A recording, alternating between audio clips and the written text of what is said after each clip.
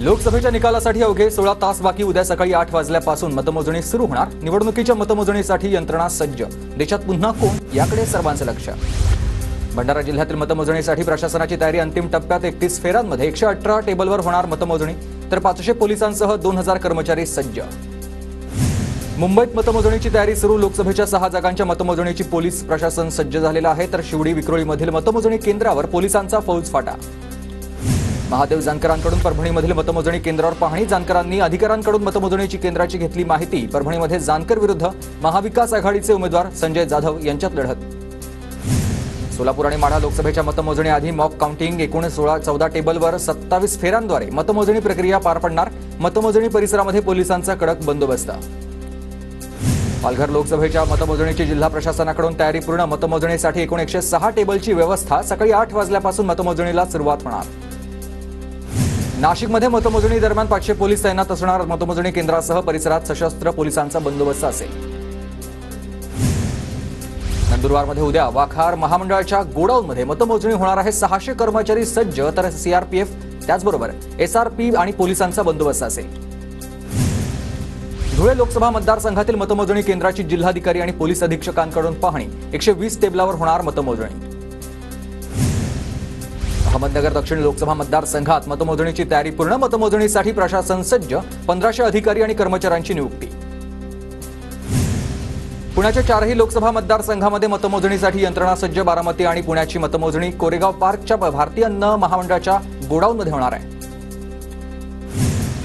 चंद्रपूर लोकसभा निवडणुकीच्या मतमोजणीसाठी प्रशासन सज्ज. मतमोजणीसाठी एकूण 101 टेबल तर 389 कर्मचारी सज्ज आहेत.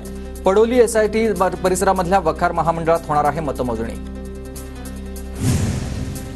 मनसे आणि भाजपनंतर शिंदे गटाकडून कोकण पदवीधरसाठी उमेदवाराची घोषणा. शिंदे गटाकडून संजय मोरेंना तिकीट. कोकण पदवीधर मतदारसंघासाठी काँग्रेसकडून रमेश कीर यांना उमेदवारी देण्यात आली. मनसे, भाजप आणि शिंदे गटानंतर काँग्रेसकडून देखील उमेदवार जाहीर. कोकण पदवीधर मतदारसंघात चौरंगी लढत होईल. मुंबई पदवीधरसाठी भाजपकडून किरण शेलार यांना तिकीट देण्यात आलंय. तर मुंबई शिक्षक मतदारसंघासाठी शिवनाथ दराडे यांना उमेदवारी. ठाकरे गटाचे उमेदवार अनिल परब यांनी उमेदवारी अर्ज दाखल केलेला आहे. मुंबई पदवीधर मतदारसंघ निवडणुकीसाठी अनिल परबांनी कोकण भवनमध्ये जाऊन अर्ज भरला. कोकण भवन बाहेर ठाकरे गटाच्या कार्यकर्त्यांचं शक्ती प्रदर्शन. नाशिक शिक्षक मतदारसंघातून निवडणूक शुभांगी पाटील लढणार आहेत. 5 तारखेला उमेदवारी अर्ज भरणार. सूत्रांची माहिती. नाशिकमध्ये ठाकरे गटाकडून संदीप गुळे यांना उमेदवारी.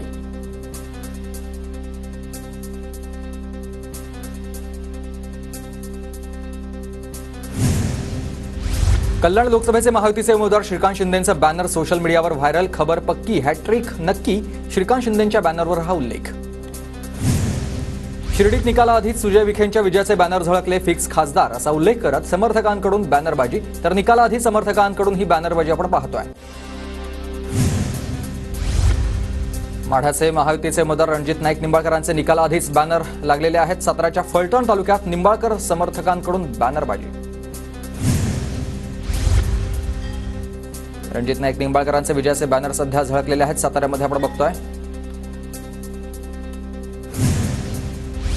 पुण्यातील हवेली नरेंद्र मोदींच्या विजयाचे बॅनर. तिसऱ्यांदा पंतप्रधान झाल्याबद्दल अभिनंदनाचे बॅनर झळकलेत. युवा मोर्चाकडून ही बॅनरबाजी. पुण्याच्या इंदापूर तालुक्यातील वालचंद नगरमध्ये अजित पवारांच्या समर्थनार्थ बॅनरबाजी. आम्ही सदैव दादांसोबत बॅनरवर हा उल्लेख. कोकण पदवीधरसाठी भाजपकडून निरंजन डावखरेंना उमेदवारी जाहीर. कोकण पदवीधरच्या जागेवर चौरंगी लढत होणार. जयंत पाटलांकडून कार्यकर्त्यांना सतर्क राहण्याचं आवाहन. सत्ताधाऱ्यांकडून दिशाभूल करून मतमोजणी प्रक्रियेत फेरफार केला जाण्याची दाट शक्यता. मतमोजणी संपेपर्यंत संयम ठेवा, सतर्क रहा. जयंत पाटील यांच्या पत्रामधून कार्यकर्त्यांना या सूचना. बीडच्या परळीमधील गोपीनाथ गडावर पंकजा मुंडेंकडून गोपीनाथ मुंडेंना अभिवादन. भाजपचे दिवंगत नेते गोपीनाथ मुंडेंचं आज 10वं पुण्यस्मरण. राज्यातील दुष्काळाच्या मुद्द्यावरून शरद पवारांचं मुख्यमंत्री एकनाथ शिंदेंना पत्र. दुष्काळामुळे जनजीवन अक्षरशः विस्कळीत. तातडीनं पावलं न उचलल्यास संघर्षाची भूमिका घेऊ. पत्रातून सरकारला हा इशारा. पीक विम्यासंदर्भातील तक्रारीनंतर अंबादास दानवे संभाजीनगरमधील महाराष्ट्र बँकेत. शेतकऱ्यांना पीक विमा मिळत नसल्याची तक्रार. बँक मॅनेजरसोबत अंबादास दानवेंची चर्चा. मनोज जरांगेंच्या आंदोलनाचा मतदानावर काहीच परिणाम झाला नाही. तर राधाकृष्ण विखे पाटलांची मराठा आरक्षणाच्या आंदोलनावर ही भाष्य. मनोज जरांगेंचं उद्यापासून अंतरवाली सराटीमध्ये उपोषण. जरांगेंच्या उपोषणाला अंतरवाली सराटीमधील नागरिकांचा विरोध. उपोषणाला परवानगी देऊ नका, नागरिकांची जिल्हाधिकाऱ्यांकडे मागणी. मुंबईच्या बोरिवलीमध्ये जितेंद्र आव्हाडांविरोधात रिपब्लिकन पार्टी आक्रमक. मनुस्मृतीच्या दहनावेळी आव्हाडांनी बाबासाहेबांचा फोटो फाडल्यानं त्यांच्या विरोधात आंदोलन. वर्ध्यात 100हून जास्त असंघटित कामगारांचा शरद पवार गटामध्ये प्रवेश. नितेश फराळे यांच्या नेतृत्वात पक्षप्रवेश. जिल्हाध्यक्ष सुनील राऊतांसह पदाधिकाऱ्यांची उपस्थिती. भाजप आमदार किसन कथोरे यांची पक्षामधून हकालपट्टी करा. भाजप नेते जगन्नाथ पाटलांची फडणवीसांकडे पत्राद्वारे मागणी. लोकसभेत भाजपचे उमेदवार कपिल पाटलांना पराभूत करण्यासाठी किसन कथोरे यांचे प्रयत्न. जगन्नाथ पाटील यांचे हे आरोप.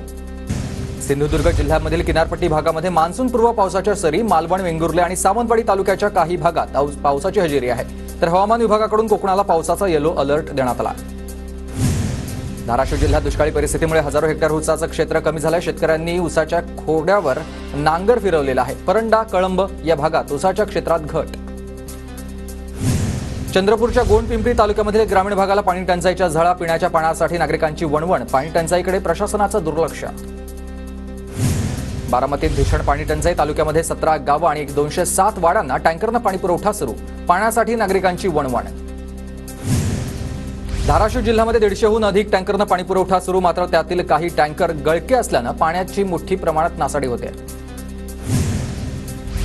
भाजीपाल्यांची आवक कमी झाल्यानं दर कडाडलेले आहेत. किरकोळ बाजारामध्ये कोथिंबीरीच्या जोडीला 50 ते 60 रुपये दर. लातूर जिल्ह्यातल्या हणमंत जवळगा या गावामध्ये भीषण पाणी टंचाई. टँकरची वाट पाहत गावकऱ्यांना रात्री उशिरापर्यंत जागे राहण्याची वेळ आली आहे. पाणी टंचाईकडे प्रशासनाचं मात्र दुर्लक्ष. डोंबिवलीच्या अमुदान कंपनी स्फोटाच्या चौकशीसाठी 5 सदस्यीय समिती स्थापना. अमुदान केमिकल कंपनीच्या स्फोटात 12 जणांचा मृत्यू. डोंबिवली परिसरातील 25 कंपन्या बंद करण्यासाठी नोटीस. एमआयडीसी आणि प्रदूषण नियंत्रण कार्यालयानं नोटीस पाठवली. डोंबिवलीतील स्फोटानंतर धोकादायक कंपन्यांच्या स्थलांतराचा निर्णय. दुर्घटनाप्रसंगी मदत कार्यासाठी मुंबई गोवा महामार्गावर 15 टनी क्रेन नाही आहे.